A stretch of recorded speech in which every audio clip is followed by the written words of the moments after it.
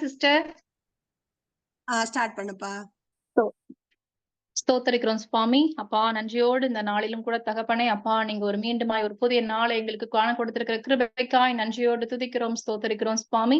இந்த வேளையிலும் அப்பா தகப்பனே முழுவதுமா என்னை தாழ்த்தி உங்க பாதபடியிலே ஒப்பு கொடுத்து அப்பா ஒரு நிமிடம் ஜெபிக்கிறேன் சுவாமி. தகப்பனே அப்பா நாங்கள் யாருமே மனிதர்களுடைய வார்த்தையை கேட்பதற்கு இந்த இடத்துல நாங்கள் ஆவலாய் கூடி இருக்கல சுவாமி. அப்பா உங்களுடைய வார்த்தைகள் மாத்திரமே எங்களுடைய ஜீவனை அப்பா உயிர்ப்பிக்க கூடியதா இருக்கிறது, எங்களுடைய ஆத்துமாவை பலப்படுத்தக்கூடியவையா இருக்கிறது சுவாமி. அப்பா எங்களுக்கு வாழ்வழிக்க கூடியவையா இருக்கிறது தகப்பனே. அப்படியாய் உங்களுடைய வார்த்தைகளை நாங்கள் கேட்பதற்கு இந்த இடத்துல நாங்கள் கூடி வந்திருக்கிறோம் சுவாமி. எங்களோடு என்ன பேச வேண்டும் என்று நீங்க சித்தம் வைத்திருக்கீங்களோ தகப்பனே, அப்போ உங்களுடைய வார்த்தைகளை எங்களுக்கு நீங்க வெளிப்படுத்தி கொடுக்கும்படியாய் நாங்கள் ஜெபிக்கிறோம் சுவாமி. அடியலை நீங்க மூடி மறைத்துக்கோங்கப்பா. என்னுடைய சுயமாய் நான் ஒரு வார்த்தையும் பேசாதபடிக்கு தகப்பனே என்னுடைய வாயில உங்களுடைய வார்த்தைகளை கொடுக்கும்படியாய் அப்பா தாழ்மையாய் அப்பா உங்களை பணிந்து மன்றாடி ஜெபிக்கிறேன் சுவாமி. அப்பா இந்த வார்த்தைகள் எங்க ஒவ்வொருவருக்கும் பிரயோஜனம் உள்ளவைகளாக அமைவதற்கு எங்களுக்கு கிருபை பாராட்டுங்க சுவாமி. நன்றியோடு துதிக்கிறோம், ஸ்தோத்தரிக்கிறோம். மீதியான வேலையும் நீங்களே பொறுப்பெடுத்துக்கோங்கப்பா. நீங்களே ஆளுகை செய்யுங்க சுவாமி. நன்றி தகப்பனே. எல்லாருக்கும் பிரைஸ் தி லார்ட். மீண்டுமாய் ஆண்டவர் எனக்கு இந்த ஒரு வாய்ப்பை கொடுத்திருக்கிறார். அதிகமாய் நான் ஆண்டவருக்கு இந்த நேரத்துல நன்றியை தெரிவிச்சுக்கிறேன். அதே போல செல்வி சிஸ்டருக்கும் இந்த நேரத்துல என்னுடைய நன்றியை தெரிவிச்சுக்கிறேன். அதே போல இணைப்புல வந்திருக்கிற ஒவ்வொருவருக்கும் என்னுடைய வாழ்த்துக்களை அதிகமாய் அன்பாய் பகிர்ந்து கொள்கிறேன். இன்னைக்கும் கூட இப்படி நம்ம செய்தி கொடுக்கிறோம் அப்படின்னு தெரிஞ்சோன்னா என்னுடைய ஞாபகத்துல இருந்த ஒரு சில பகுதிகளை நான் உங்களோடு கூட ஷேர் பண்ணிக்கணும் அப்படிங்கிறதுல ரொம்ப ஆசையோடு இருக்கேன். இதுக்கு நான் ஒரு தலைப்பு என்ன கொடுத்துருக்கேன் அப்படின்னா புத்தியுள்ள ஸ்திரீகள். இதோட தலைப்பு புத்தியுள்ள ஸ்திரீகள் அப்படின்னு சொல்லி நம்ம எடுத்துக்கலாம். இப்ப நமக்கு நீதிமொழிகள் நமக்கு எல்லாருக்குமே தெரிஞ்ச ஒரு வசனம் தான். நீதிமொழிகள் 14:1 வசனம் பார்த்தோம்னா, புத்தியுள்ள ஸ்திரீ தன் வீட்டை கட்டுகிறாள், புத்தி இல்லாதவளோ அதை தன் கைகளினால் இடித்து போடுகிறாள் அப்படின்னு சொல்லி அந்த வசனம் இருக்கும். இது எவ்வளவு அருமையா ஆண்டவர் அந்த முதல் வசனமே அழகா தெளிவா கொடுத்திருப்பாங்க. புத்தியுள்ள ஸ்திரீகளா இருக்கிறதுக்கு என்னென்ன தகுதிகள் இருக்கு, நம்மளை எப்படி தகுதிப்படுத்திக்கலாம் அப்படிங்கிறதுக்கும் நம்ம வேதாகமத்துல நிறைய கருத்துக்களை ஆண்டவர் நமக்கு சொல்லி கொடுத்திருக்காங்க. அநேக ஸ்திரீகள் அதுக்கு முன் உதாரணமா வாழ்ந்து காமிச்சிருக்காங்க. இதுல நம்ம புத்தியுள்ள ஸ்திரீகள் மொத்தம் நம்ம வேதாகமத்துல நிறைய பேர் அதுக்கு எடுத்துக்காட்டு நம்ம சொல்ல முடியும். இன்னைக்கு கூட அதுல நம்ம 2 விதமான ஸ்திரீகளை நம்ம பார்க்கலாம். அவங்க எப்படியெல்லாம் புத்தியாய் செயல்பட்டாங்க, அதன் மூலமாக எப்படி ஆசீர்வாதத்தை பெற்றுக்கொண்டாங்க, தன்னுடைய குடும்பத்தை எப்படி அவங்க அந்த குடும்பத்தை எப்படி கட்டுனாங்க, அவங்களுடைய குடும்பத்தை அப்படிங்கிறத நம்ம இன்னைக்கு பார்க்கலாம். முதலாவது நம்ம அதுல பார்க்க போற ஸ்திரீகள் யாருன்னா எபிரெய மருத்துவச்சிகள். நமக்கு எல்லாருக்குமே தெரியும். நம்ம யாத்திராகமத்துல நம்ம படிச்சிருப்போம். நல்லாவே தெரிஞ்ச ஒரு பகுதி தான் இது. எபிரெய மருத்துவச்சிகள் எங்க வரும் அப்படின்னு பார்த்தோம்னா யாத்திராகமம் 1வது அதிகாரத்துல 15வது வசனத்துல நம்ம பார்க்கலாம். அதுக்கு முன்னாடி சில பகுதியில நான் ஷார்ட்டா சொல்லிடுறேன். நமக்கு எல்லாமே தெரிஞ்சதுதான். இப்போ யோசேப்பு இறந்துறாரு. அதுக்கப்புறமா யோசேப்பை பத்தி தெரியாத ஒருத்தர் என்ன செய்யறாருன்னா, ராஜாவை அந்த இடத்துல ஒரு புதிய அவர் அதுக்கு அரியணைக்கு வர்றாரு எகிப்துல. இவருக்கு யோசேப்பை பத்தி தெரியாது. யோசேப்பு எப்படியெல்லாம் அவர் அங்க ஆளுகை பண்ணாரு, அவருடைய மகத்துவம் என்ன அப்படிங்கறதெல்லாம் அவருக்கு எதுவுமே தெரியாம இருந்துச்சு. அப்படி ஒரு மனிதர் தான் இப்போ புதுசா வந்திருக்காரு இப்ப எகிப்துக்கு. இப்ப அவர் என்ன செய்யறாரு அப்படின்னா, இங்க பாக்குறாரு, சரி இந்த இஸ்ரவேல் மக்கள்லாம் ரொம்ப அதிகமா பழுகி பெருகி இருக்காங்க. நம்ம ஜனங்களை எகிப்து மக்களை விட இவங்க ரொம்ப அதிகமா இருக்காங்களே அப்படின்னு சொல்லி அவருக்கு கொஞ்சம் ஒரு பொறாம குணம் வருது. இவங்க எப்படி இவ்வளவு பெருகுறாங்க? ஏன்னா எதுக்காக அந்த பொறாம வருது அப்படின்னா, இந்த மக்கள் பெருகி ஒருவேளை மற்ற யாராவது படையெடுத்து வந்தாங்கன்னா அவங்களோட சேர்ந்து யுத்தம் பண்ணி நம்ம நாட்டை விட்டு வெளியில போகிறதுக்கான வாய்ப்புகள் அதிகமா இருக்கு. இவங்களோட டாமினேஷன் அதிகமா வர்றதுக்கான வாய்ப்புகள் அதிகமா இருக்கு. அப்ப இவங்களை எப்படியாவது ஒடுக்கி ஆகணும், இவங்களை வளர விடக்கூடாது அப்படிங்கறதுல அந்த ராஜா ரொம்பவே கண்ணோட்டமா இருக்காரு. அப்ப அவர் என்ன செய்யறாருன்னா நிறைய வேலை பளுவை கொடுக்குறாரு. எவ்வளவு அவங்களை ஒடுக்க முடியுமோ அவ்வளவு ஒடுக்கி அவங்களை ரொம்ப தாழ்த்தி, அதாவது அவங்க பெருகவே விடக்கூடாது, வளரவே விடக்கூடாது அப்படிங்கிற அளவுக்கு அவங்க ரொம்ப அடிமைத்தனத்துக்கு உட்படுத்துறாரு. இந்த சூழ்நிலையில பார்த்தா எவ்வளவுக்கு எவ்வளவு ஒடுக்குறாங்களோ அவ்வளவுக்கு அவ்வளவு அந்த மக்கள் பெருகிக்கிட்டு தான் இருக்காங்க. அப்பதான் இந்த ராஜா ஒரு முடிவு எடுக்கிறாரு. அந்த வசனத்துல பார்த்தோம் அப்படின்னா 15வது வசனம் பார்த்தோம்னா, அதுவுமன்றி எகிப்தின் ராஜா சிப்பிராள் பூவாள் என்னும் பெயருடைய எபிரிய மருத்துவச்சிகளோட பேசி, நீங்கள் எபிரிய ஸ்திரீகளுக்கு மருத்துவம் செய்யும் போது அவர்கள் மனையின் மேல் உட்கார்ந்திருக்கையில் பார்த்து, ஆண் பிள்ளையானால் கொன்று போடுங்கள், பெண் பிள்ளையானால் உயிரோடு இருக்கட்டும் என்றான். இப்போ என்ன சொல்றாங்கன்னா, அந்த மருத்துவச்சிகளை இன்னைக்கு பார்க்க போற அந்த ஃபர்ஸ்ட் கேரக்டர் இந்த எபிரெய மருத்துவச்சிகள் தான். அவங்க பேர் என்னன்னா சிப்பிராள் பூவாள் அப்படின்னு சொல்லியிருக்காங்க. இந்த மருத்துவச்சிகள்ட்ட வந்து அவர் வந்து கூப்பிட்டு பேசுறாரு. ராஜா கூப்பிட்டு பேசுறாரு. இந்த மாதிரி நீங்க வந்து பாருங்க. நீங்க அவங்க டெலிவரி பார்க்க போகும்போது உங்களுக்கு தெரியும் இல்லையா? ஆண் பிள்ளையா இருந்தா அத நீங்க கொன்று போட்டுருங்க. பெண் பிள்ளையா இருந்தா வேணா இருக்கட்டும் அப்படின்னு சொல்லி அவங்கள்ட்ட வந்து அவர் வந்து கட்டளை போடுறாரு.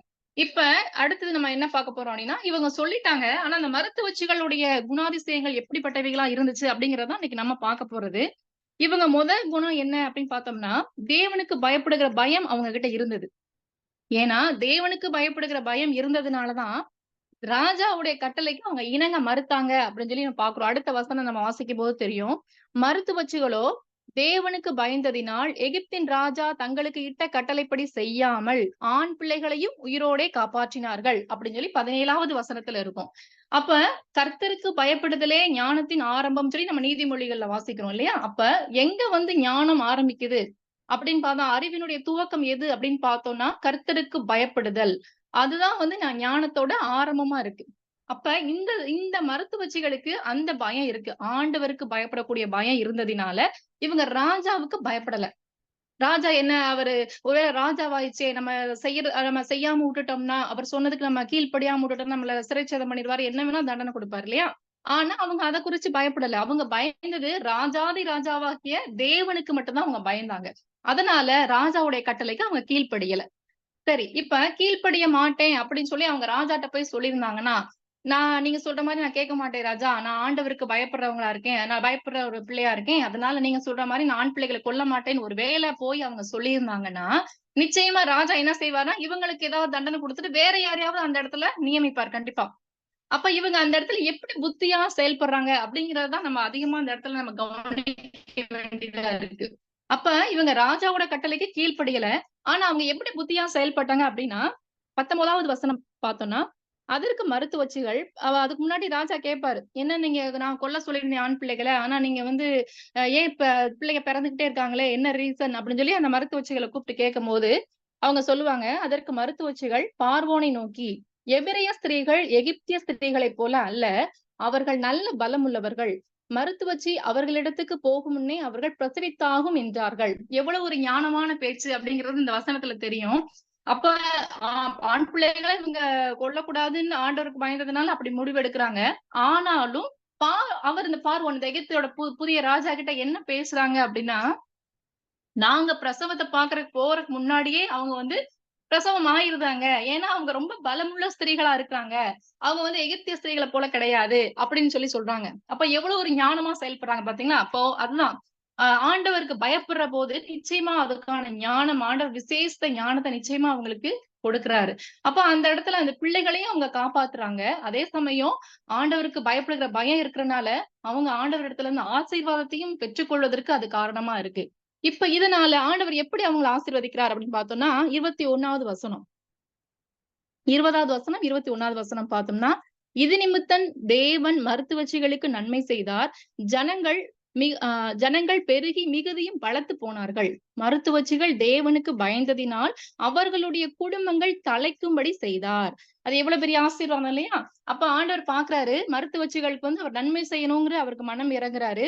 ஏன்னா, அவர் சொன்னபடி ஆண்டவருக்கு கீழ்ப்படிந்து, ஆண்டவருக்கு பயந்து, அந்த ஆண் பிள்ளைகளை கொல்லாம, அந்த ஆண் பிள்ளைகள வந்து அவர் உயிரோட அவங்க வந்து அவங்க கொல்லல. பிள்ளைங்கள வந்து அவங்க வந்து பிறக்க தான் செய்றாங்க. அப்போ வந்து இத பார்க்கப்ப ஆண்டவர் வந்து இந்த மருத்துவச்சிகளுக்கு நன்மை செய்யணும், அவங்களை ஆசீர்வதிக்கணும்னு சொல்லி ஆண்டவர் வந்து மனம் இறங்குறாரு. அதேபோல அந்த மருத்துவச்சிகளுடைய குடும்பங்களை ஆண்டவர் வந்து ஆசீர்வதித்து, அந்த குடும்பங்களை தழைக்கும்படி செய்தார் அப்படின்னு சொல்லி நம்ம பார்க்கிறோம். எவ்வளவு ஞானமா செயல்படுறாங்க அப்படிங்கிறத நம்ம இந்த மருத்துவச்சிகள் மூலமா நம்ம முதலாவது வந்து கற்றுக்கொள்வதற்கு ஆண்டவர் நமக்கு ஒரு சுட்டிக்காட்ட ஒரு மாதிரியாக அவங்களை வந்து நமக்கு நினைப்பூட்டி காமிக்கிறாரு அப்படிங்கிறத நம்ம தெரிஞ்சுக்கலாம். 2வது இதுல நம்ம 3 விஷயங்கள் தான். இப்ப எபிரெய மருத்துவச்சிகள பொறுத்தவரையில ஆண்டவருக்கு பயப்படுகிற பயம் இருந்துச்சு. அதனால ராஜாவோட கட்டளைக்கு அவங்க இணங்காம, அதே சமயம் அவங்க ஞானமாய் செயல்பட்டு, அந்த பிள்ளைகளையும் காப்பாற்றி, தன்னுடைய குடும்பங்களையும் அவங்க வந்து ஆ அவங்க தன்னுடைய வீட்டை கட்டுகிற ஒரு புத்தியுள்ள ஸ்திரீகளாக செயல்பட்டாங்க அப்படிங்கிறத நம்ம முதலாவது பார்க்கிறோம். 2வது ஒரு ஸ்திரீ நம்ம பார்க்கலாம். 2வது ஸ்திரீ யாரு அப்படின்னா, நமக்கு எல்லாமே ரொம்ப நல்லா தெரிஞ்ச ஒரு ஸ்திரீ தான். நம்ம அதிகமா அவங்கள பத்தி நம்ம தியானிப்போம் அடிக்கடி. அப்படி ஒரு ஸ்திரீ யாருன்னா அபிகாயில். நமக்கு எல்லாமே ரொம்ப நல்லா தெரிஞ்சிருக்கும். இதோடவே முன்னாடி பார்த்தோம் ஷார்ட்டா சொல்லணும் அப்டின்னா, இவங்களுடைய கணவர் வந்து நாபால் நமக்கு தெரியும் நாபால். அவர் வந்து மாகோன்ல இருக்கிற தொழில்துறையில கர்மேல் அப்படிங்கிற இடத்துல வந்து தன்னுடைய ஆடுகள் அவருக்கு வந்து நெறைய அவர் வந்து கொஞ்சம் ரொம்ப வசதியானவங்க. ஒரு 3000 ஆடு, 1000 வெள்ளாடு இந்த மாரி நெறைய அவங்களுக்கு வந்து ஆடு, மாடுகள்லாம் வச்சு ரொம்பவே வந்து அவங்க செழிப்பான ஒரு தொழில்துறையில ஒரு தொழில்துறையில வந்து வாழ்ந்துகிட்டு இருந்த ஒரு குடும்பம் தான். இப்படி இருக்கும்போது, அந்த இடத்துல வந்து பார்த்தோம் அப்படின்னா, ஏன் இந்த இடம் ஸ்பெசிஃபிக்கா சொல்றோம் அப்படின்னா, நமக்கு தெரிஞ்ச மாதிரி தான். சவுலுக்கு பயந்து வந்து தாவீது வந்து ஒவ்வொரு இடங்களா மாறி, மாறி போய்க்கிட்டு இருப்பாரு. அட் த சேம் டைம் அந்த தாவீது வந்து இந்த கர்மேல் இப்ப நம்ம சொன்னோம் இல்லையா? அந்த நாபால் வந்து ஆடுகள மேய்த்து கொண்டு இருக்கு. அந்த நாபாலுடைய தொழில்துறை இருக்கிற அந்த கர்மேல் இடத்துல தான் இப்ப வந்து ரீசென்ட்டா தாவீது வந்து தங்கியிருப்பாரு. அந்த சூழ்நிலையில இவங்க அந்த ஆடு அதாவது இந்த நாபாலுடைய ஆடுகளை மேய்ப்பதற்குன்னு ஒரு கூட்டம் இருப்பாங்க இல்லையா? அவங்க வந்து கர்மேல்ல உட்கார்ந்து அந்த ஆடுகள் எல்லாம் மேய்த்துக் கொண்டு இருக்கும்போது, இந்த ஆடுகளை பாதுகாக்கிறதுல தாவீதும், அவருடைய கூட இருக்கிற மற்ற அந்த உடன் வேலையாட்கள் இருப்பாங்க இல்லையா? தாவீதுக்கு கொஞ்சம் சப்போர்ட்டா இருப்பாங்கல்ல, அந்த ஆட்கள்லாம் சேர்ந்து இந்த ஆடுகளை எல்லாம் பாதுகாத்து அவங்களுக்கு வந்து உதவி செய்திருக்காங்க. இந்த சூழ்நிலையில நாபால் வந்து மயிர் கத்தரிக்கிறது, அதாவது மயிர் கத்தரிக்கிறதுங்கிறத என்ன சொல்றாங்கன்னா, சில பேர் வந்து ஒரு ஃபங்ஷனா செலிப்ரேட் பண்ணுவாங்க அந்த டைம்ல. அது ஒரு செலிப்ரேஷன் டைம். அந்த இடத்துல இருந்து நெறைய விருந்தெல்லாம் பண்ணி, அந்த மயிர் கத்தரிக்கிறப்ப வந்து அதன் மூலமா ஒரு பெரிய வருவாய் வந்து அவங்களுக்கு கிடைக்குமாம். அந்த நாபால் தானே ஓனரா இருக்காரு இல்லையா? அதனால அவங்களுக்கு வந்து ஏன்னா அவ்வளவு ஆடுகள், ஆயிரக்கணக்குல ஆடுகள் வச்சிருக்காரு இல்லையா? அந்த ஆடுகளுக்கு மயிர் கத்தரிக்கும்போது, அதன் மூலமா வருகிற வருவாய் வந்து அதிகமா இருக்கும். அதை செலிப்ரேட் பண்ற விதமா ஒரு ஃபங்ஷன் நடத்தி, ஒரு பெரிய விருந்து பண்ணி, அது ஒரு ஒரு செலிப்ரேஷனா அங்க போய்க்கிட்டு இருக்கும் அப்படின்னு சொல்றாங்க.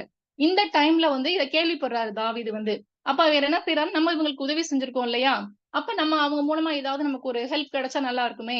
அப்படின்னு நினைச்சு கூட இருக்கவங்க ஆட்கள் என்ன செய்றாங்கன்னா, கொஞ்சம் பேர நீங்க போய் இந்த மாரி நாபால்ட்ட சொல்லி, நாங்க இப்படிலாம் ஹெல்ப் பண்ணியிருக்கோம். உங்களால இயன்ற உதவிய எங்களுக்கு செய்யுங்க அப்படின்னு சொல்லி அவர் சொல்லி அனுப்பியிருப்பாரு. இது எல்லாருக்கும் நமக்கு தெரிஞ்ச விஷயம் தான். அதுக்கப்புறம் தான் என்ன நடக்குது? அதாவது அதுக்கப்புறம் சில இது நடக்கும் இல்லையா? சில விஷயங்கள். அது அவரு என்ன சொல்றாரு? அப்படிங்கிறத நம்ம வந்து பார்ப்போம்.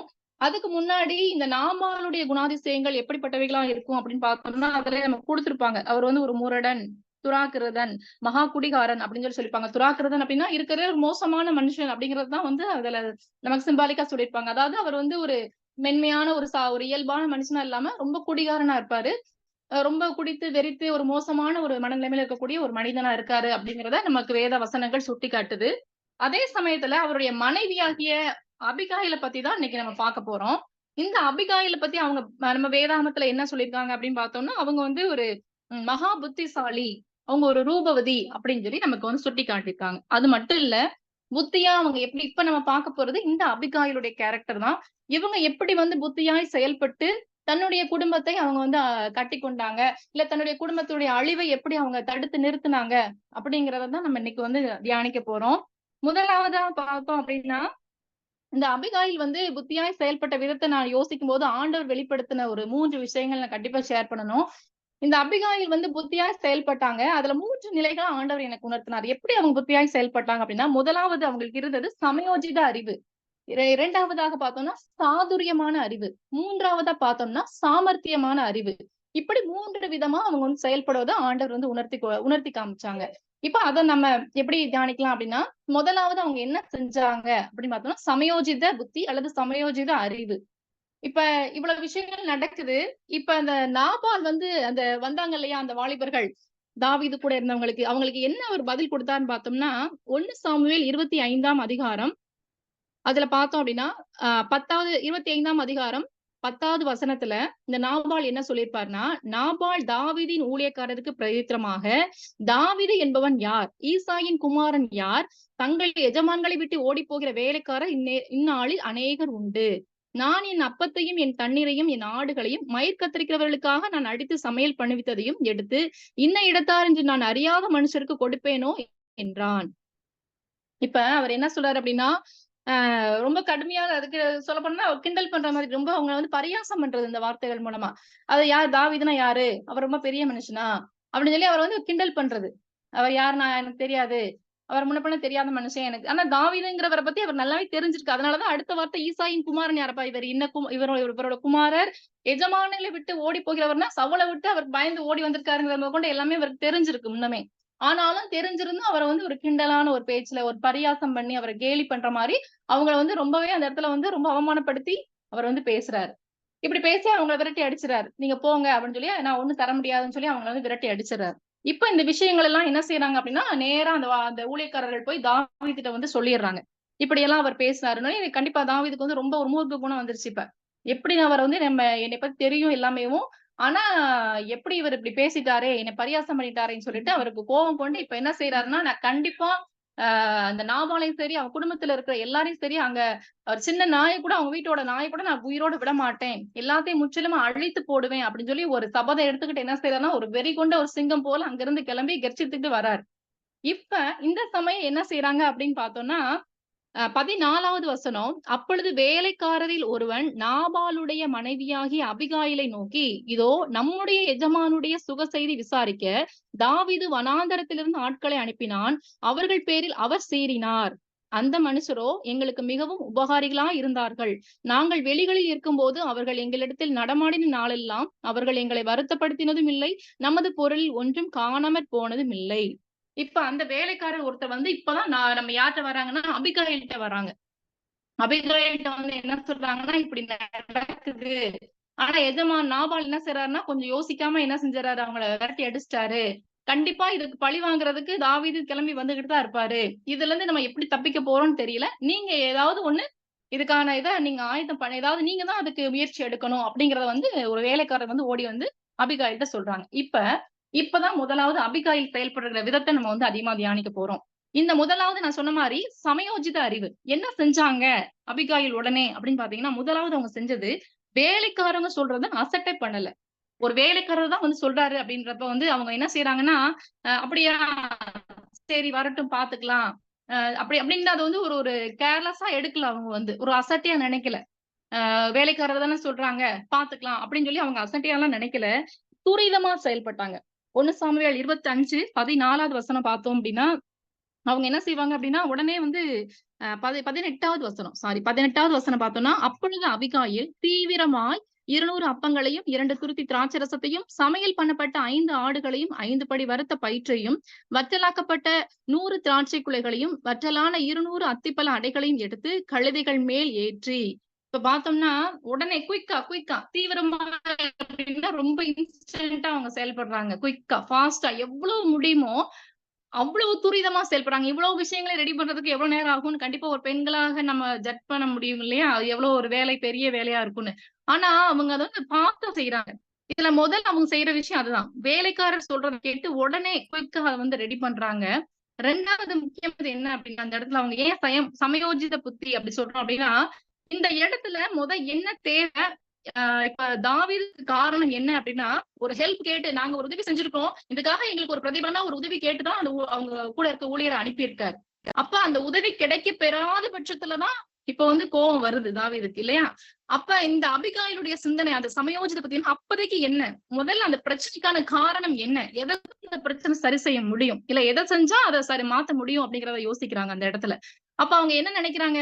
ஏதாவது ஒரு தானியமோ, ஏதோ ஒரு உணவோ நமக்கு கிடைக்கும்னு சொல்லி தான் அவர் நம்பி அனுப்பியிருக்காரு. அது கிடைக்க பெறாத பட்சத்துல, நம்ம என்ன செய்யலாம் அப்படின்னா, நிச்சயமா அதுக்கான நம்ம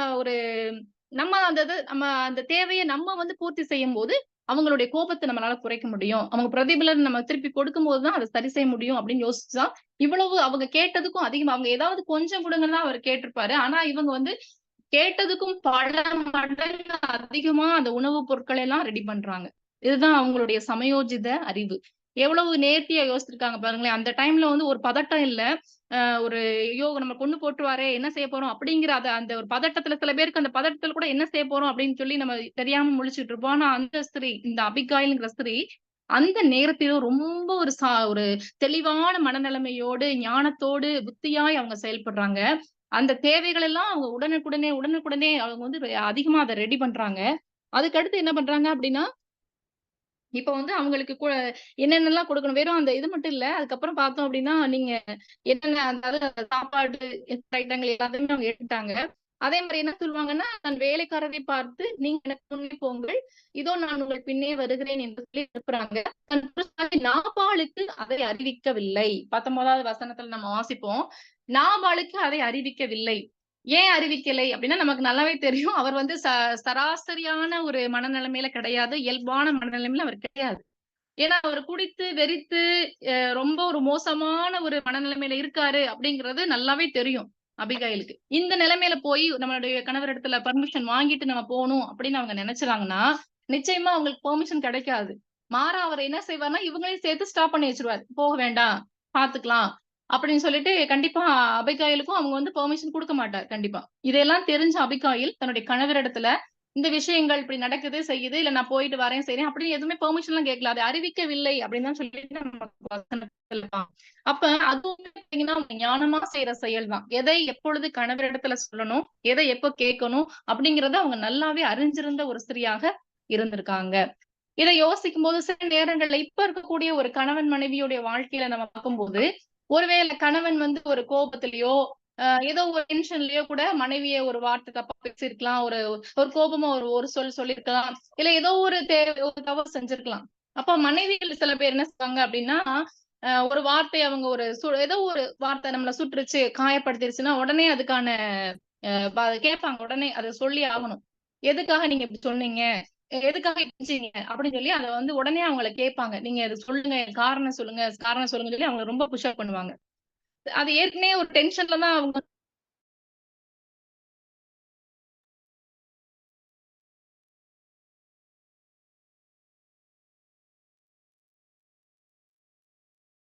sister praise the Lord sister.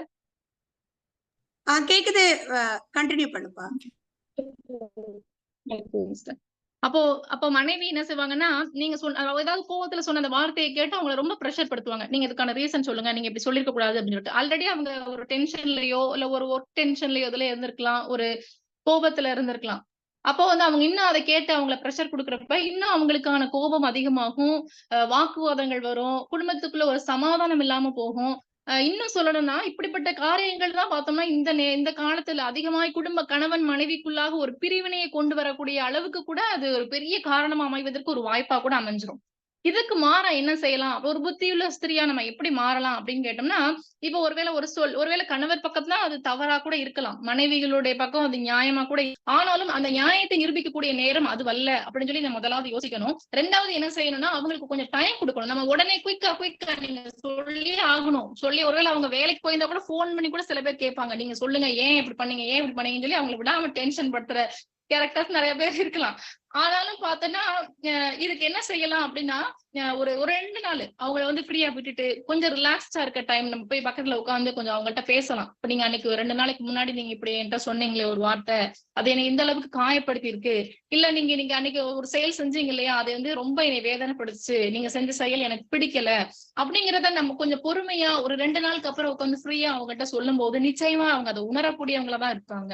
அந்த நேரம் அவங்க ஒருவேளை நம்ம நம்ம சொன்ன அந்த வார்த்தையோ, நம்ம செய்த இந்த செயலோ அவள வருத்தப்படுத்தி இருக்கே அப்படின்னு அது தான் செய்த தவறை உணரக்கூடிய அளவுக்கு அவங்கள வந்து அது வந்து யோசிக்க வைக்கிறதுக்கு ஒரு வாய்ப்பா கூட அமையும். அத நம்ம விட்டுட்டு உடனுக்குடனே நம்ம அந்த விஷயத்தை நம்மளுடைய நியாயத்தை நிலைநிறுத்தணும், இல்ல நம்மளுடைய இதை நம்ம ப்ரூஃப் பண்ணி காமிக்கணும் அப்படிங்கிறதுக்காக நம்ம டென்ஷன் படுத்துறது வந்து கணவன் மனைவிக்குள்ள ஒரு பெரிய பிரச்சனையை கணவன் மனைவிக்குள்ளாக ஒரு பெரிய ஒரு இடையூறை உண்டாகக்கூடிய ஒரு விஷயமா தான் அமையும்.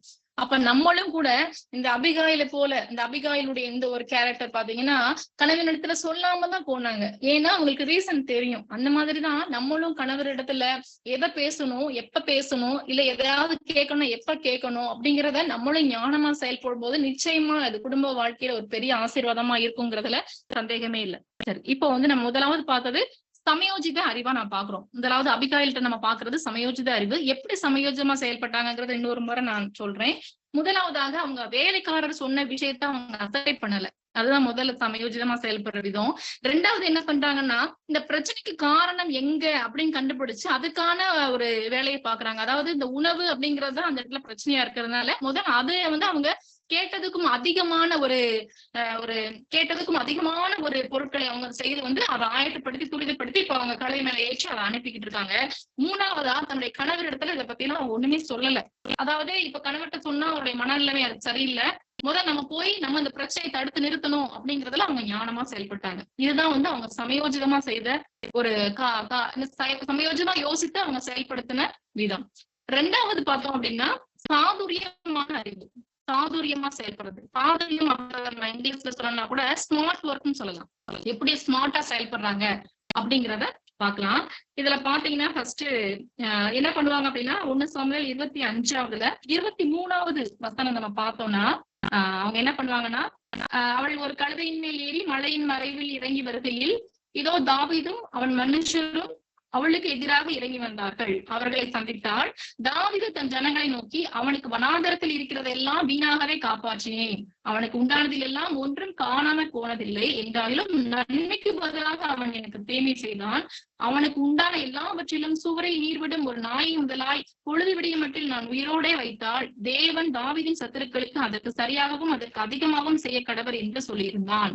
இப்ப அடுத்து பார்த்தோம்னா 23வது வசனம் பார்த்தோம்னா அபிகாயில் தாவீதை காண்கையில் தீவிரமாய் கழுதையை விட்டு இறங்கி தாவீதுக்கு நேராக தரையில் முகங்குப்புற விழுந்து பணிந்து அவன் பாதத்திலே விழுந்து, என் ஆண்டவனே, இந்த பாதகம் என்மேல் சுமரட்டும். உம்முடைய அடியாளுடைய வார்த்தைகளை நீர் கேட்கும் பொருட்டாக உம்முடைய அடியால் உம்முடைய செவி கேட்க பேச வேண்டும் அப்படின்னு சொல்லி சொல்றாங்க. இப்போ முதலாவது அவங்க செய்யற காரியம் என்னன்னா, அவங்க வேகமா ஒரு சிங்கம் போல கெரிச்சிட்டு வராரு, தாவீது வராரு, பாக்குறாங்க அபிகாயில். உடனே அந்த என்ன பண்றாங்க, கழுதையை விட்டு இறங்கி தாவீது வர்றதுக்கு நேரா தரையில அப்படியே முகங்குப்புற அப்படியே விழுகுறாங்க. அவங்க பார்த்த நோக்கி என்ன செய்யறாருன்னா, பார்த்த நோக்கி முகங்குப்புற அபிகாயில் சாஷ்டாங்கமா விழுகுறாங்க. இத பாக்குறப்ப ஒரு கோபமா வர்ற ஒரு மனுஷனுக்கு நிச்சயமா ஒரு செகண்டாவது மனசு ஏறணும் இல்லையா? கோபமா வரும்போது ஒருத்தர் நமக்கு தலை அப்படியே என்ன சொல்றது, தரையில அப்படி சாஷ்டாங்கமா விழுகுறாங்க, பணிந்து கொள்றாங்க அவங்களை பார்த்து. அப்ப அவர் ஒரு நிமிஷம் யோசிப்பாரு இல்லையா, எதுக்காக அவங்க தரையில விழுகுறாங்க அப்படின்னு சொல்லிட்டு. அந்த மாதிரி அவங்களுடைய கவனத்தை திசை திருப்புறாங்க. அதாவது தாவீதுடைய கான்சென்ட்ரேஷனை இவங்க ஃபுல்லா அவங்க பக்கம் இழுக்கிறாங்க. முதல்ல தரையில விழுந்துடுறாங்க. அடுத்து அவங்க என்ன செய்யறாங்க அப்படின்னா, தன்னுடைய கணவருடைய அந்த பழிய தன் மீது அவங்க சும்மா தானா செஞ்ச மாதிரி அதுக்காக அவங்க மன்னிப்பு கேட்கறாங்க. இந்த பாதகம் என்மேல் சுமரட்டும் அப்படின்னு சொல்றாங்க. தவறு செய்யறது நிச்சயமா நாபால் தான், அவருடைய கணவர் தான். ஆனா அவங்க சொல்றது, இந்த பாதகம் என்மேல் சுமரட்டும் சொல்லி தன்னுடைய கணவரின் பழியை தன் மீது அவங்க ஏற்றுக்கொண்டாங்க அப்படின்னு சொல்லி பாக்குறோம். அதுக்காக அவங்க வருத்தப்பட்டு மன்னிப்பு கேட்கிறாங்க. இதை ஏன் பாதகமா நான் நினைச்சு உங்கள்கிட்ட மன்னிப்பு கேட்கிறேன், உங்க பாதத்துல விழுகிறேன், முதலாவது என்ன மன்னிச்சிருங்க அப்படின்னு சொல்லி மன்னிப்பு கேட்கிறாங்க. அதாவது என்ன சொல்றாங்கன்னா, என் ஆண்டவனாகிய நீர் நாபாலினும் இந்த பேரியானி மனுஷனை ஒரு பொருட்டாக எண்ண வேண்டாம். அவன் பெயர் எப்படியோ அப்படியே அவனும் இருக்கிறான். அவன் பெயர் நாபால், அவனுக்கு பைத்தியமும் இருக்கிறது. உம்முடைய அடியாளாகிய நானோ என் ஆண்டவன் அனுப்பின வாலிபரை காணவில்லை அப்படின்னு சொல்லி சொல்றாங்க. அதாவது என்னுடைய கணவர் கொஞ்சம் புத்தி சரியில்லாத மனுஷனா இருக்காரு, கொஞ்சம் அறிவின்மையா இருக்காரு, அதனால இப்படிப்பட்ட காரியங்கள் எல்லாம் செஞ்சுட்டாரு. அதனால நீங்க என்ன செய்யலாம்னா, என்னுடைய கணவரை நீங்க ஒரு பொருட்டாக என்ன வேணாம், மாறா இப்ப நான் ஒருவேளை நீங்க அனுப்புற ஊழியரை பார்த்திருந்தேன்னா நிச்சயமா இப்படி ஒரு காரியத்தை நான் பண்ணிருக்கவே மாட்டேன். அதனால நீங்க என்னுடைய கணவருடைய பாவத்தை என்னுடைய பாதகமா நினைச்சு மன்னிச்சிடுங்க அப்படின்னு சொல்லி அவங்களுடைய பாதத்துல விழுந்து சாஷ்டாங்கமா விழுந்து அவங்க மன்னிப்பு கேட்கிறாங்க. அதே மாதிரி அடுத்து என்ன சொல்றாங்க அப்படின்னா 27வது வசனம் பார்த்தோம் அப்படின்னா, இப்பொழுதும் உமது அடியால் என் ஆண்டவனுக்கு கொண்டு வந்த காணிக்கையை ஏற்றுக்கொண்டு என் ஆண்டவனை பின்பற்றுகிற வாலிபருக்கு கொடுப்பீராக. அப்ப என்ன செய்யறாங்க, நான் கொண்டு வந்திருக்கேன், இந்த மாதிரி உங்களுக்கு வேண்டிய காணிக்கையை நான் கொண்டு வந்திருக்கேன், இதை தாழ்மையா நீங்க வாங்கி நீங்க உங்களுக்கும் உங்க வாலிபருக்கும் இதை நீங்க ஏற்றுக்கொள்ள முடியா, நீங்க அதை எடுத்துக்கொள்ள முடியா, நான் தாழ்மையா ரெக்வஸ்ட் பண்றேன் அப்படின்னு சொல்லி அவங்க சொல்றாங்க. எவ்வளவு பெரிய ஒரு ஸ்மார்ட்டா அவங்க செயல்படுறாங்க அப்படிங்கறது நமக்கு தெரியும் இல்லையா? முதலாவது அவங்க ஒரு கால்ல விழுந்துடுறாங்க, சாஸ்திரமா விழுந்துடுறாங்க. ரெண்டாவது தன்னுடைய கணவருடைய பழியை தான் சுமக்குறாங்க. என்ன மன்னிச்சிருங்க, அவர் செய்த அந்த பாவத்தை நான் அதுக்காக நான் மனம் வருந்துறேன், நான் உங்ககிட்ட மன்னிப்பு கேட்கிறேன்னு சொல்லி தன்னுடைய பாவமா நினைச்சு தன்னுடைய பாதகமா நினைச்சு அவங்க மன்னிப்பு கேட்கிறாங்க. மூன்றாவதாக தான் கொண்டு வந்த பொருட்களை காணிக்கையாக சமர்ப்பிக்கிறாங்க அவங்களுக்கு. இதுதான் சாதுரியமான அறிவு, சாதுரியம். எவ்வளவு ஸ்மார்ட்டா அவங்க செயல்படுறாங்க இல்லையா? இந்த அறிவு அபிகாயில்கிட்ட இருந்தது அப்படிங்கறத ஆண்டவர் நமக்கு சுட்டி காட்டுறாரு. இந்த நேரத்துல நம்ம பார்த்தோம் அப்படின்னா, நம்மளே பாருங்களேன், யாராவது நம்ம கிட்ட கோபமா இருக்காங்க அப்படிங்கிறப்ப கோபமா இருக்க ஒருத்தவங்கள்ட்ட நம்ம அவங்கள சமாதானப்படுத்தணும் அப்படின்னு முயற்சிக்கிறப்ப நார்மலா போய் அவங்கள்ட்ட பேசி சரிப்பா கோவப்படாத, எதுன்னு மன்னிச்சுக்கப்பா அப்படின்னு சொல்றதை விட அவங்களுக்கு பிடிச்ச மாதிரி ஏதோ ஒரு சின்ன கிஃப்ட் வாங்கி போறோம்னு வச்சுக்கோங்களேன். அவங்க யூஸ் பண்றதுக்கு பிடிச்சிருக்கும், இல்ல அவங்களுக்கு ஏதாவது ஒரு பிடிச்ச மாதிரி ஒரு சின்ன பொருளா கூட இருக்கும், அதை வாங்கி கொண்டு போய் நம்ம அவங்களுக்கு கிஃப்டா கொடுத்து அவங்கள்ட்ட பேசும்போது நிச்சயம் அவங்களுக்கு மனசுல ரொம்ப சந்தோஷமா இருக்கும் இல்லையா? நம்ம சாதாரணமா நம்ம குடும்பத்திலே பார்த்தோம் அப்படின்னா, யாருக்காவது நம்ம கோவமா இருக்கும் போது அவங்களுக்கு ஒரு கிஃப்ட் வாங்கி போய் கொடுத்து அவங்களோட நம்ம சமாதானம் ஆகிறப்ப அவங்க இன்னும் அதிகமா அவங்க மனசு அவங்களுக்கு மனசு இறங்கிடுவாங்க டக்குன்னு. சரி, நமக்காக வேண்டி ஒரு கிஃப்ட் வாங்கிட்டு வந்துருக்காங்க அப்படின்னு சொல்லி அவங்க மனசு இறங்குவாங்க நார்மலா. அதே மாதிரிதான் இந்த தாவீதுமே வந்து இவங்க இவ்வளவு இது பண்றத ஒவ்வொன்னா பாக்குறாரு. இப்படி ஒரு பெண் வந்து இவ்வளவு தாழ்மையா நமக்கு மன்னிப்பு கேட்கிறா, இவ்வளவு தாழ்மையா இந்த பொருட்கள் எல்லாம் கொண்டு வந்து நமக்கு காணிக்கையா கொண்டு வந்திருக்கா அப்படின்னு சொல்லி அவர் நிச்சயமா மனம் கண்டிப்பா உங்களுக்கு இறங்கதான் செய்யும். எவ்வளவு கோபமா ஒரு மூர்க்கமா ஒரு வெறி கொண்டு வந்தாலுமே இவங்க செய்யற இந்த செயல்கள் எல்லாம் பாக்குறப்ப கொஞ்சம் கொஞ்சமா அவங்களுடைய மனம் வந்து மாறிக்கொண்டே வருகிறது. அதாவது உச்சக்கட்ட கோபத்துல இருந்த பழிவாங்கற குணத்தோட வந்தாரு. இப்ப முக்காவாசி அந்த குணங்கள் எல்லாம் மாறி போயிருக்கும் கண்டிப்பா அவங்க கிட்ட. இதுதான் வந்து பார்த்தோம் அப்படின்னா இவங்க 2வது செய்த ஞானமான செயல், சாதுரியமான அறிவு. 3வது சாமர்த்தியமான அறிவு. சாமர்த்தியம் எப்படி சாமர்த்தியமா செயல்பட்டாங்க அப்படின்னு பார்த்தோம் அப்படின்னா நம்ம ஆமா 26வது வசனம் நம்ம பார்த்தோம் அப்படின்னா 1 சாமுவேல் 25வது அதிகாரத்துல 26வது வசனம் பார்த்தோம்னா, இப்போதும் என் ஆண்டவனே, நீர் ரத்தம் சிந்த வரவும் உம்முடைய கை நீதியை சரி கட்டவும் கர்த்தர் உமக்கு இடம் கொடுக்கவில்லை என்பதை கர்த்தருடைய ஜீவனை கொண்டும் சொல்லுகிறேன். இப்போதும் என் ஆண்டவனுக்கு விரோதமாக்கும் நாபாலை போல ஆக கடவர்கள், பொல்லாப்பு தேடுகிறவர்களும் நாபாலை போல ஆக கடவர்கள் அப்படின்னு சொல்றாங்க. அதாவது அவங்கள வந்து ஆசீர்வதிக்கிறாங்க. நீங்க வந்து உங்களுக்கு எதிராக யாராவது வந்தாங்கன்னா அவங்க நாபால மாதிரி ஆகட்டும், புத்தின்மையா ஆகட்டும். ஆனா ஆண்டவர் வந்து உங்களை வந்து ரத்தம் சிந்துறதுக்கு கண்டிப்பா உங்களை அழைக்கல. நீங்க நீதியை சரி கட்டுறதுக்கு ஆண்டவர் வந்து இணங்க மாட்டாரு. ஒரு ரத்த பள்ளிக்கு வந்து ஆண்டவர் வந்து நிச்சயமா உடன்பட மாட்டாரு, அதுக்கு இணங்கவும் மாட்டாரு. இப்படிப்பட்ட பாவத்தை நீங்க செய்யக்கூடாது. ஏன்னா நீதியை சரி கட்டுகிறவர் நம்முடைய ஆண்டவர் மட்டும்தான் அப்படிங்கறத வந்து அந்த நம்ம சாமர்த்தியமா பேசுறாங்க. சாமர்த்தியமான ஒரு பேச்சுல வந்து என்ன செய்யறாங்கன்னா நம்ம கொஞ்சம் கொஞ்சமா தாவீதுக்கு வந்து அதை புரிய செய்யறாங்க. அதனால நீங்க உங்க கையினால ரத்த பழி வரக்கூடாது, நீங்க நீதியை சரி கட்ட வேணாம். நீங்க ஏன்னா இப்ப ஒரு ஆத்திரத்திலேயோ இல்ல ஒரு அவசரத்திலயோ நீங்க இந்த முடிவு எடுத்திருக்கிறீங்க, இது வந்து ஆண்டவருக்கு பிரியமான செயல் கிடையாது அப்படிங்கறத வந்து இந்த அபிகாயில் வந்து உணர்த்துறாங்க. அதே மாதிரி என்ன சொல்றாங்க அப்படின்னா, இப்ப வந்து 28 நம்ம வாசித்தோம் அப்படின்னா, உமது அடியாளின் பாதகத்தை மன்னியும், கர்த்தர் என் ஆண்டவனுக்கு நிலையான வீட்டை நிச்சயமாய் கட்டுவார். என் ஆண்டவன் கர்த்தருடைய யுத்தங்களை நடத்துகிறவராமே. நீர் உயிரோடு இருக்கும் நாளில் ஒரு பொல்லாப்பு உண்மையிலே காணப்படாதிருப்பதாக. உம்மை துன்பப்படுத்தவும் உம்முடைய பிராணனை வாங்க வகை தேடவும் ஒரு மனுஷன் எழும்பினாலும் என் ஆண்டவனுடைய ஆத்துமா உம்முடைய தேவனாகிய கர்த்தரின் ஆதரவில் இருக்கிற ஜீவனுள்ளோருடைய கட்டிலே கட்டப்பட்டிருக்கும். உம்முடைய சத்துருக்களின் ஆத்துமாக்களோ கவனில் வைத்து எரிந்தாற் போல எரியப்பட்டு போகும். கர்த்தர் உம்மை குறித்து சொன்ன நன்மையின்படி எல்லாம் இனி என் ஆண்டவனுக்கு செய்து இஸ்ரவேலுக்கு அதிபதியாக உம்மை நியமிக்கும் போது பார்த்தோம்னா அவங்க என்ன சொல்றாங்கன்னா ஆசீர்வதிக்கிறாங்க. அவர் வந்து அழிக்க வந்துகிட்டு இருக்காரு. ஆனா அந்த அழிக்க வந்த மனுஷனையே வந்து இந்த அபிகாயில் கர்த்தர் உங்களுக்கு ஒரு நிலையான வீட்டை கொடுக்க போறாரு. அதாவது இந்த உங்களை வந்து ஒரு ராஜாவா உயர்த்த போறாரு. அப்படி உயர்த்துற நேரத்தில் பொல்லாப்பு செய்வது உங்களுக்கு சரியா இருக்காது. நீங்க ஆண்டவர் வந்து உங்களுக்கு விரோதமா வர சத்துருக்களை இப்படியெல்லாம் அழிப்பாரு, உங்களை ஆசீர்வதிப்பாரு. அப்படி இருக்கும் போது இப்படி ஒரு ரத்தப்பழியோ இல்ல இப்படி ஒரு பொல்லாப்போ நீங்க செய்யறது அது ஆண்டவருக்கு விரோதமா இருக்கும். அப்புறம் நீங்க அந்த அதிபதியா மாறினதுக்கு அப்புறம் இதை குறிச்சு நீங்களும் சில நேரம் அதை வந்து யோசிச்சு உங்களுடைய மனதளவிலும் நீங்க வேதனைப்பட வேண்டியதா இருக்கும். இப்படி ஒரு பொல்லாப்ப செஞ்சுட்டோமே ஆண்டவருக்கு விரோதமா அப்படின்னு நீங்களும் நினைச்சு அதை பின்னாடி யோசிக்க வேண்டியதாயிரும். நீங்களே ரொம்ப ஃபீல் பண்ண ஆரம்பிச்சிருவீங்க. அப்படிங்கிறத அபிகாயில் வந்து ரொம்ப நேர்த்தியா சாமர்த்தியமா வந்து அவரோட பேசிட்டு இருக்காங்க. அதாவது அவரையும் ஆசீர்வதிக்கிறாங்க. நீங்க இப்படி எல்லாம் மாற போறீங்க, ஆண்டவர் உங்களை ஆசீர்வதிக்க போறார், ஆண்டவர் உங்களை உயர்த்த அதாவது அந்த அழிக்க வந்து அந்த தாவீதையும் அவங்க வந்து ஆசீர்வதிக்கிறாங்க. நீங்க இப்படி உயர போறீங்க அப்படின்னு சொல்லி அவங்க வந்து ஆசீர்வதிக்கிறாங்க.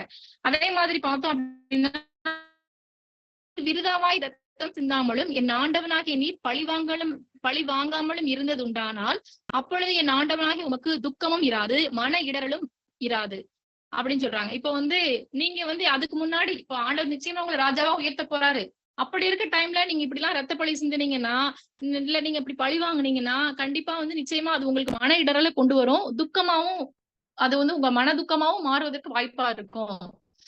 அதனால நீங்க என்ன செய்யறீங்க அப்படின்னா இந்த காரியங்களுக்கு இடம் கொடுக்காதீங்க. அதுதான் உங்களுக்கு ரொம்ப நல்லது ஆண்டவருக்கு முன்பாக. அப்பதான் நீங்க வந்து ஆண்டவர் உங்களை உயர்த்துவதற்கு நீங்க தகுதியா இருக்க முடியும் அப்படிங்கிறத எவ்வளவு சாமர்த்தியமா வந்து இந்த அபிகாயில் அவங்களோட பேசுறாங்க அப்படிங்கிறத பார்க்க முடியும்.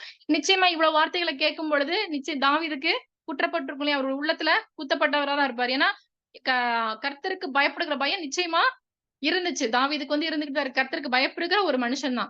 அப்படி இருக்கும்போது இப்ப இந்த வார்த்தைகள் எல்லாம் கேட்கும்போது ஆண்டவர் நிச்சயமா அவருடைய உள்ளத்துல பேசியிருப்பார், உணர்த்திருப்பார் இல்லையா? இப்ப அவர் உணர்றாரு. ஆமா, இப்பதான் அவருடைய மனக்கண்கள் திறக்கப்படுது. இவ்வளவு நேரம் அவருடைய கோபம் அப்படிங்கிற ஒரு பெரிய ஒரு திரை வந்து அவருடைய மனதை வந்து மூடி வைத்திருந்தது இல்லையா? இப்ப அந்த ஒரு விலகி அந்த திரை விலகி இப்பதான் அவர் யோசிக்க ஆரம்பிக்கிறார். ஆமா, நான் எவ்வளவு பெரிய ஒரு பாவம் செய்ய இருந்தேன். எவ்வளவு பெரிய ஒரு பொல்லாப்பு செய்ய இருந்தேன். இப்ப ஆண்டவர் வந்து எனக்கு உணர்த்தி காமிச்சிருக்காரு. நான் வந்து இந்த பாவத்துக்கு வந்து நிச்சயமா இடம் கொடுக்க கூடாது அப்படிங்கிற ஒரு தெளிவு இப்பதான் எனக்கு வந்து வர ஆரம்பிக்குது. ஆ அ இப்ப இவ்வளவு இப்ப இப்ப அபிகாயில் வந்து இவ்வளவு தூரம் பேசி அவங்களுக்கு வந்து புரிய வை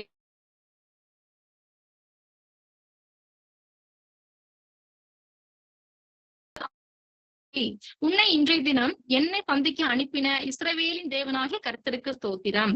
நீ சொல்லிய யோசனை ஆசீர்வதிக்கப்படுவதாக. நான் ரத்தம் சிந்த வராதபடிக்கும் என் கையை பழிவாங்காதபடிக்கும் நீ இன்றைய தினம் எனக்கு தடை பண்ணினபடியினால் நீயும் ஆசீர்வதிக்கப்படுவாயாக. நீ தீவிரமாய் என்னை சந்திக்க வராமல் இருந்தாயானால் பொழுது விடியும் மட்டும் நாபாலுக்கு ஒரு நாயும் உயிரோடே வைக்கப்படுவதில்லை என்று உனக்கு பொல்லாப்பு செய்ய எனக்கு இடங்கொடாதிருக்கிற இஸ்ரவேலின் தேவனாகிய கர்த்தரின் ஜீவனை கொண்டு மெய்யாய் சொல்லுகிறேன் என்று சொல்லி, அவள் தனக்கு கொண்டு வந்ததை தாவீது அவள் கையிலே வாங்கி கொண்டு அவளை பார்த்து, நீ சமாதானத்தோட உன் வீட்டுக்கு போ, இதோ நான் உன் சொல்லை கேட்டு உன் முகத்தை பார்த்து இப்படி செய்தேன் என்றான். பாத்தீங்களா எவ்வளவு ஒரு அற்புதமா எவ்வளவு ஞானமா பேசினாலும் அவர் எவ்வளவு ஒரு ஆசீர்வாதத்தை வந்து பெற்றுக்கொள்ள முடியுது அபிகாயிலுக்கு அப்படின்னு.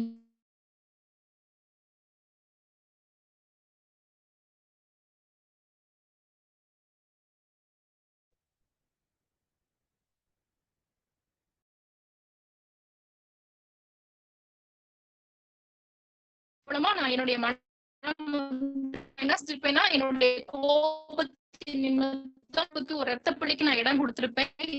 என்னோட பிரியம் இல்லாமையும் நானு போயிருந்திருப்பேன். ஆனா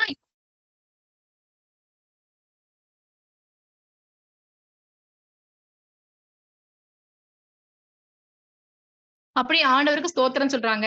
இப்படியாய் அப்ப அபிகாயிலயே அவர் என்ன சொல்றாருன்னா, அவர் கொண்டு வந்த எல்லா பொருட்களையும் அவர் அக்செப்ட் பண்ணிக்கிறாரு. "நீ சமாதானத்தோட போ, நீ பயப்பட வேணாம். இனி ஒரு பொல்லாப்பும் நேரிடாது." அப்படின்னு சொல்லி அவங்கள சமாதானத்தோட அவங்க வீட்டுக்கு வந்து அனுப்பி வைக்கிறாங்க. எவ்வளவு ஒரு அற்புதம், எவ்வளவு ஒரு அதிசயம் அங்க நடக்குதுன்னு சொல்லி நம்ம பார்க்கலாம். ஏன் இதுக்கெல்லாம் காரணம் இந்த அபிகாயில் அப்படிங்கிற ஒரு புத்தியுள்ள ஸ்திரீ தான். இந்த புத்தியுள்ள ஸ்திரீ இப்படியெல்லாம் புத்தியாய் நடந்தது நிமித்தமாக அன்றைய தினம் அந்த பெரிய அழிவிலிருந்து, அந்த பொல்லாப்பிலிருந்து தன்னுடைய வீட்டை கட்டி காப்பாற்றிக் கொண்டாள். தன்னுடைய வீட்டை காத்துக் கொண்டாள் அப்படின்னு சொல்லி நம்ம வந்து பார்க்க முடியும் இல்லையா? இந்த அம்பிகாயில போட சில குணங்கள் வந்து நம்மகிட்டயும் இருக்கணும் அப்படின்னு சொல்லி ஆண்டவர் விரும்புறாரு. நம்மளும் சில நேரங்கள்ல எப்படி சமயோஜிதமா செயல்படணும், சாதுரியமா செயல்படணும், சாமர்த்தியமா செயல்படணும் அப்படிங்கிறத ஆண்டவர் வந்து நமக்கு உணர்த்தி காட்டணும் அப்படின்னு சொல்லி விரும்புறாரு. நம்மளும் கூட நிறைய நேரங்கள்ல நம்மளுடைய வீட்டை கட்டுவதற்கு எப்படியெல்லாம் புத்தியாய் செயல்படணும் அப்படிங்கிறதையும் நம்ம நிச்சயமா கற்றுக்கொள்ள வேண்டியது அவசியமா இருக்கிறது. சரி. இப்போ வந்து நம்ம 2 ஸ்திரீகள வந்து நம்ம பார்த்துட்டோம் இல்லையா? புத்தியுள்ள ஸ்திரீகளாக 2 பேர். அதாவது எபிரெய மருத்துவச்சிகள், அப்புறம் அபிகாயில். இவங்க 2 பேரும் எப்படியெல்லாம் புத்தியாய் செயல்பட்டு, கர்த்தரிடத்துல இருந்து ஆசீர்வாதத்தை பெற்றுக்கொண்டாங்க. தன்னுடைய வீட்டை எப்படி கட்டினார்கள் அப்படின்னு சொல்லி கட்டிக்கொண்டாங்க. தன்னுடைய வீட்டை எப்படியெல்லாம் காப்பாத்தி, அழிவிலிருந்து தன்னை காத்துக் கொண்டாங்க அப்படின்னு சொல்லி நம்ம பார்த்தோம். கடைசியா புத்தியின்மையாய் செயல்பட்ட, ஒரு அறிவின்மையாய் செயல்பட்ட ஒரு ஸ்திரீயும் பார்த்துட்டு நம்ம அவங்களுடைய நிலைப்பாடு என்னவாயிற்று? அறிவின்மையா செயல்பட்டது நிமித்தம் அவங்களுடைய நிலைப்பாடு என்ன? அப்படிங்கிறதையும் நம்ம கடைசியா பார்த்துக்கலாம். புத்தி இல்லாத ஸ்திரீயாய் செயல்பட்டவங்க. யாருன்னு பார்த்தோம்னா, அப்போஸ்தலர் 5ஆம் அதிகாரம். அப்போஸ்தலர் 5ஆம் அதிகாரத்துல வந்து, ஆ நமக்கு தெரிஞ்சவங்க தான். நம்ம நெறைய அது படிச்சிருப்போம் அந்த வசனங்கள். பார்த்தோம்னா 5ஆம் அதிகாரம் 1வது வசனத்துல வந்து, அனனியா என்னும் பேருள்ள ஒருவனும், அவனுடைய மனைவியாகிய சப்பீராளும் தங்கள் காணியாட்சியை விற்றார்கள். அப்படின்னு சொல்லி இருக்கும் இல்லையா? அதாவது அனனியா, சப்பீரால தான் நம்ம சொல்லப் போறோம். இப்ப இந்த கேரக்டர்ல பார்த்தோம் அப்படின்னா, இதுக்கு முன்னாடி நடந்த சம்பவங்கள் என்ன நடந்திருக்கும் அப்படின்னு பார்த்தோம்னா, அப்போஸ்தலர் 4ஆம் அதிகாரத்துல வந்து 34, 35வது வசனங்கள வாசிக்கிறேன். நிலங்களையும் வீடுகளையும் உடையவர்கள் அவைகளை விற்று விற்கப்பட்டவைகளின் கிரயத்தை கொண்டு வந்து அப்போஸ்தலருடைய பாதத்திலே வைத்தார்கள். அவனவனுக்கு தேவையானதற்கு தக்கதாக பகிர்ந்து கொடுக்கப்பட்டது. அவர்களில் ஒருவனுக்கும் ஒன்றும் குறைவாய் இருந்ததில்லை. என்ன நடந்துச்சுன்னா, நிறைய அங்க இருக்கக்கூடிய மக்கள் என்ன செய்யறாங்கன்னா, ஒருத்தருக்கு அதிகமா ஒருத்தருக்கு குறைவா இல்லாம, எல்லாரும் ஒண்ணு போல, அதாவது ஈக்குவலா இருக்கணும்ங்கிறதுக்காக வேண்டி தங்களுடைய காணியாட்சிகள், அதாவது நிலங்கள், சொத்துக்கள் எல்லாம் வந்து அவங்க கொண்டு போய் அத வித்து அதோட பங்க கொண்டு போய் அப்போஸ்தலர்கள் பாதத்துல வைக்கிறாங்க. அதாவது அப்போஸ்தலர்ட்ட ஒப்படைக்கிறாங்க. நீங்க வந்து இத சரிசமமா எங்களுக்கு ஷேர் பண்ணி குடுங்க அப்படின்னு சொல்லி நெறைய பேர் அவங்க தானாவே முன் வந்து செய்யறாங்க. இந்த சூழ்நிலையில தான் இந்த அனனியா என்ன பண்றாரு? அனனியாவும் சப்பீரான்னு சொல்றோம் இல்லையா? அது அனனியா, அவங்களுடைய மனைவி பேர் சப்பீராள். இவங்களும் என்ன செய்யறாங்கன்னா, தங்களுடைய காணியாட்சியை காணியாட்சியை விட்டார்கள் அப்படின்னு சொல்லி இந்த வசனத்துல வாசிக்கிறோம். அப்படிதானே? இப்ப அந்த தெரியும் நமக்கு இந்த விஷயங்கள் என்ன நடந்துச்சுன்னு. இப்ப 2வது வசனம் பார்த்தோம் அப்படின்னா, தன் மனைவி அறிய அவன் கிரயத்திலே ஒரு பங்கை வஞ்சித்து வைத்து ஒரு பங்கை கொண்டு வந்து அப்போஸ்தலருடைய பாதத்திலே வைத்தான் அப்படின்னு சொல்லி இருக்கு. இப்போ வந்து பார்த்தோம் அப்படின்னா ஒரு பங்கை எடுத்து வச்சுக்கிறாங்க. பத்திரமா எடுத்து வச்சுக்கிட்டு மீதியை மட்டும் கொண்டு மற்றவங்க எல்லாம் அப்படியே எதை விற்கிறாங்களோ அதை ஒரு பைசா குறைவில்லாம அப்படியே கொண்டு வந்து அப்போஸ்தலர்கிட்ட கொடுத்தாங்க. ஆனா இந்த அனனியா என்ன செய்யறாரு அப்படின்னா, மனைவிக்கு தெரியும். அப்ப அதான் மனைவி அறிய அப்படின்னு தான் வசனம் இருக்கு இல்லையா? மனைவி கிட்ட சொல்லிட்டு தான் என்ன செய்யறாரு அப்படின்னா, ஒரு பங்கை நம்ம வச்சுக்கிறோம், மீதியை மட்டும் கொண்டு போய் நம்ம அப்போஸ்தலர்கிட்ட கொடுக்கலாம்னு சொல்லி அப்போஸ்தலர்கிட்ட கொண்டு போய் அவர் வந்து கொடுக்குறாரு. இப்ப இத பார்த்தோம் அப்படின்னா அதுக்கப்புறம் அவருக்கு என்ன நடக்கும்ன்றது நமக்கு தெரியும் இல்லையா? கண்டிப்பா அத கேட்பாங்க. வசனம் நம்ம வாசிக்கலாம். பேதுரு 3வது வசனம். பேதுரு அவனை நோக்கி, அனனியாவே, நிலத்தின் கிரயத்தில் ஒரு பங்கை வஞ்சித்து வைத்து பரிசுத்த ஆவியினிடத்தில் பொய் சொல்லும்படி சாத்தான் உன் இருதயத்தை நிரப்பினதென்ன? அதை விற்கும் முன்னே அது உன்னுடையதா இருக்கவில்லையோ? அதை விற்ற பின்னும் அதன் கிரயம் உன் வசத்தில் இருக்கவில்லையோ? நீ உன் இருதயத்திலே இப்படிப்பட்ட எண்ணம் கொண்டதென்ன? நீ மனுஷரிடத்தில் அல்ல தேவனிடத்தில் பொய் சொன்னாய் என்றான். அனனியா இந்த வார்த்தைகளை கேட்கவே விழுந்து ஜீவனை விட்டான் அப்படின்னு சொல்லி இருக்கும் இல்லையா? இப்ப என்ன பொய் சொல்லிட்டாங்க அப்படிங்கறத வந்து அவங்க கேட்கும் போது நிச்சயமா அவங்க அந்த இடத்துல அவர் என்ன செய்யறாரு அப்படின்னா இறந்து போயிறாரு கீழே விழுந்து. இப்ப இது பார்த்தோம்னா இந்த இடத்துல நம்ம பார்க்க வேண்டிய அந்த ஸ்திரியை பார்த்தீங்கன்னா, இந்த சப்பீரால மட்டும் இந்த இடத்துல நம்ம அவங்களுடைய கேரக்டர் மட்டும் நம்ம அனலைஸ் பண்ணலாம். சப்பீராளுடைய புத்தி இன்மை என்ன அப்படின்னு பார்க்க போறோம் இல்லையா? எதனால அவங்க வந்து புத்தி இல்லாம பார்க்க போறோம் அப்படின்னா, சப்பீரா வந்து அவங்களுடைய அனனியாவுடைய மனைவி. அனனியா என்ன தப்பு செய்யறாங்கிறது அவங்களுக்கு நல்லாவே தெரியுது. தன்னுடைய புருஷன் வந்து ஏன்னா மனைவி அறியதான் இந்த இதை வஞ்சித்து வைக்கிறாங்க இல்லையா? அப்போ அவங்களுக்கு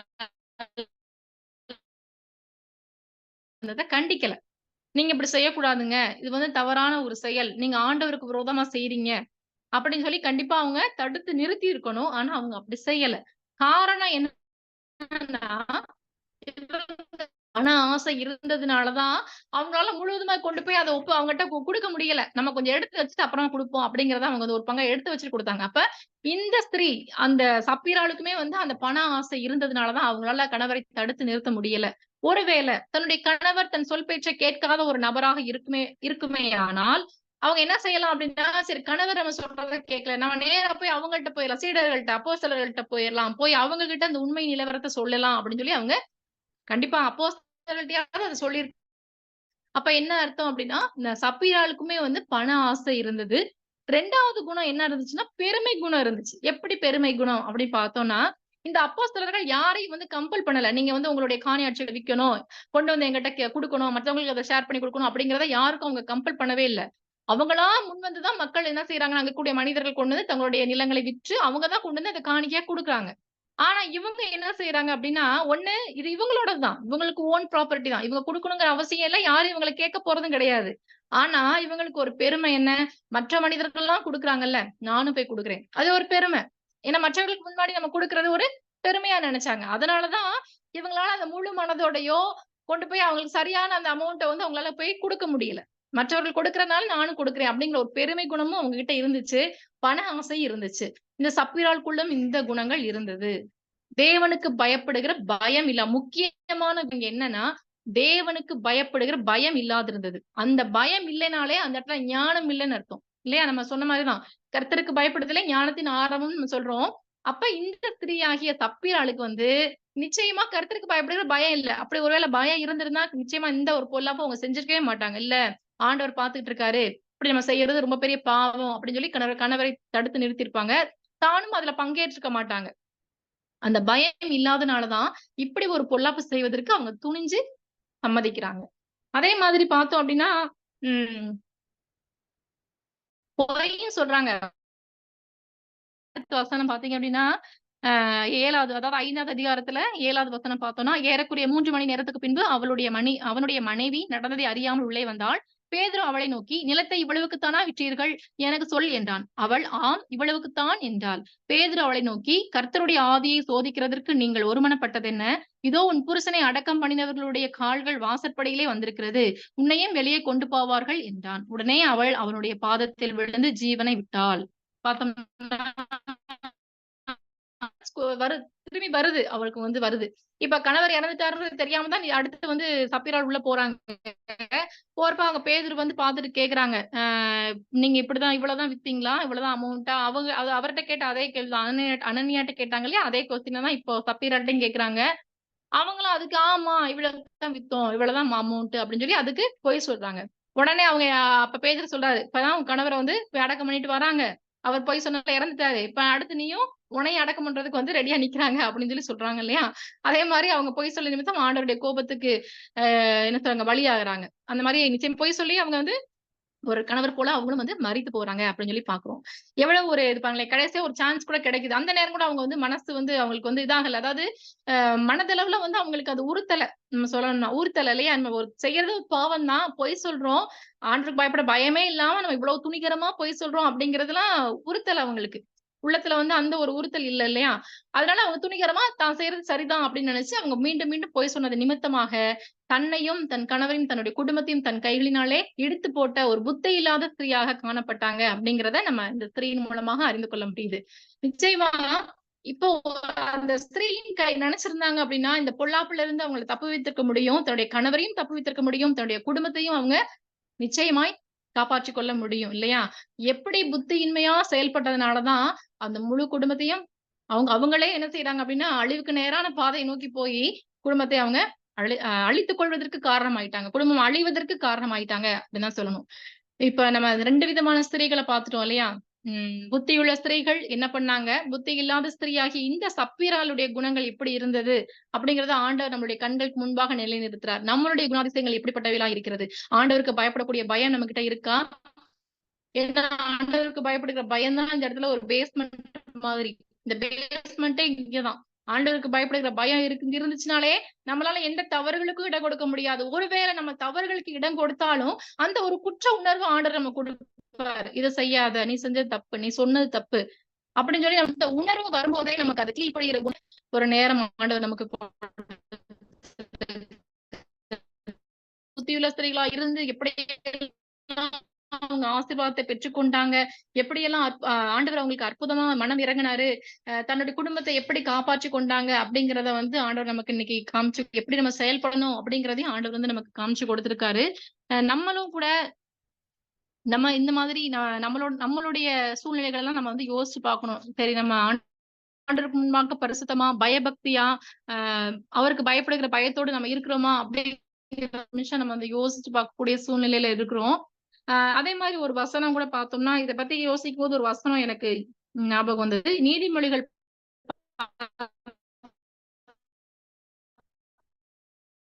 வீடும் ஆசையும் இதா சுதந்திரம், புத்தியுள்ள மனைவியோ கர்த்தர் அருளும் ஈவு அப்படின்னு சொல்லி ஒரு வசனம் இருக்கும் நீதிமொழிகள்ல. இது பார்த்தோம்னா வீடாகட்டும், சொத்துக்கள் ஆகட்டும், இதெல்லாம் நம்மளுடைய முன்னோர்கள் நமக்கு கொடுக்கக்கூடிய ஆசீர்வாதங்களா இருக்கும். ஆனா புத்தியுள்ள மனைவியை மட்டும்தான் கர்த்தர் கொடுக்க ஒரு மிகப்பெரிய கிஃப்ட் அப்படின்னு சொல்லி இந்த வசனம் நமக்கு சொல்லுது. அந்த மாதிரிதான் புத்தியுள்ள ஒரு மனைவியா இருக்கும் பொழுது அது நமக்கு ஆண்டவர் கொடுக்கிற ஒரு பெரிய ஆசீர்வாதம். நம்ம வந்து அப்ப அந்த ஆசீர்வாதத்தை பெற்றுக்கொள்வதற்கு ஆண்டவர்கிட்ட நம்ம ஒப்பு கொடுக்கணும். ஆண்டவரே என்னை தகுதிப்படுத்துங்க, நான் வந்து எப்படி ஞானமா செயல்படணும், புத்தியுள்ள ஸ்திரீயாய் நான் எப்படி காணப்படணும் அப்படிங்கிறத நீங்க எனக்கு வந்து கற்றுக் கொடுங்க. அதுக்குரிய குணாதிசயங்களை என்கிட்ட நீங்க கொடுங்க. என்கிட்ட இருக்கக்கூடிய அந்த தேவை, அதாவது நம்ம என்னென்ன குணங்கள் மாற்ற வேண்டுமோ, புத்தியுள்ள ஸ்திரீக்கு நேராக நம்ம கடந்து போவதற்கு நமக்கு இடையூறா என்னென்ன குணங்கள், என்னென்ன தவறுகள் நம்மகிட்ட இருக்கிறோ, இதெல்லாம் நான் சரி செய்யக்கூடிய அந்த ஞானத்தையும் அதை நீங்க எனக்கு கொடுங்க. இல்ல இந்த தவறுகள்லாம் நீங்க சரி செய்து கொடுங்கன்னு சொல்லி நம்ம முழுவதுமாய் ஆண்டவருடைய பாதத்துல ஒப்பு கொடுக்கும் பொழுது, நம்மளும் கூட நிச்சயமாய் கர்த்தர் கொடுக்கக்கூடிய புத்தியுள்ள மனைவியாக நம்ம வந்து குடும்பத்திற்கு ஒரு ஆசீர்வாதமாக இருக்க முடியுங்கிறதுல எந்த சந்தேகமே கிடையாது. அப்படியாய் கூட நம்ம ஆண்டவரிடத்துல ஒரு நிமிடம் கேட்கலாமா? தலைவணங்கி வேண்டுவோம். சுவாமி, ஆம் தகப்பனே, அப்பா, இன்றைக்கும் கூட புத்தியுள்ள அப்பா ஸ்திரீகளாக எப்படி இருக்க இருக்கீங்க சுவாமி. அந்த மருத்துவச்சிகள், அந்த அப்பா சுவாமி அபிகாயில் என்கிற அந்த புத்தியுள்ள ஸ்திரீ எவ்வளவு ஞானமாய் செயல்பட்டாங்க, எவ்வளவாய் தன்னுடைய குடும்பத்தை காத்துக் கொள்வதற்கு எவ்வளவு அப்பா தகப்பனே ஒரு ஸ்திரீகளாக செயல்பட்டாங்க, எவ்வளவு ஞானமாய் செயல்பட்டாங்க அப்படிங்கறத எங்களுக்கு நீங்க விளக்கி காமிச்சிருக்கீங்க சுவாமி.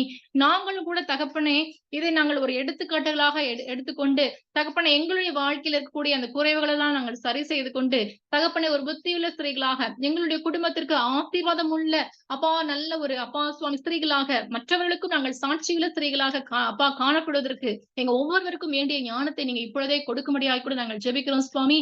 தகப்பனே அப்பா எங்களுடைய குடும்பத்தை வழி நடத்தக்கூடிய அப்பா பிள்ளைகளை வழி நடத்தக்கூடிய இன்னும் எங்களுக்கு அப்பா சுவாமி அப்பா இன்னும் அநேகருக்கு நாங்கள் அப்பா தகப்பனே சாட்சியாய் வாழக்கூடிய ஞானத்தை எங்களுக்கு கொடுங்க சுவாமி. தகப்பனே எங்க ஒவ்வொருவரையும் நீங்க விசேஷத்தை ஞானத்தினாலே நிரப்புங்க. நாங்களும் அப்பா புத்தியுள்ள ஸ்திரீகளாக அப்பா தகப்பனே நாங்கள் இன்னும் அநேகருக்கு அப்பா பிரயோஜனமுள்ள பாத்திரங்களாக காணப்படுவதற்கு நீங்க எங்களை தகுதிப்படுத்தும்படியாய் நாங்கள் ஜெபிக்கிறோம் சுவாமி. கர்த்ததாமே இந்த ஒவ்வொரு வார்த்தைகளையும் எங்களுக்கு நீங்க ஆசீர்வதித்து கொடுக்கும்படியாய் நாங்கள் ஜெபிக்கிறோம் சுவாமி. மீதியான வேளையும் நீங்க பொறுப்பெடுத்துக்கோங்கப்பா, ஆசீர்வதிங்கப்பா. நன்றி சுவாமி. எங்கள் கர்த்தரும் மேய்ப்பருமாகிய இயேசு கிறிஸ்துவின் மூலம் ஜெபிக்கிறோம் நல்ல பிதாவே.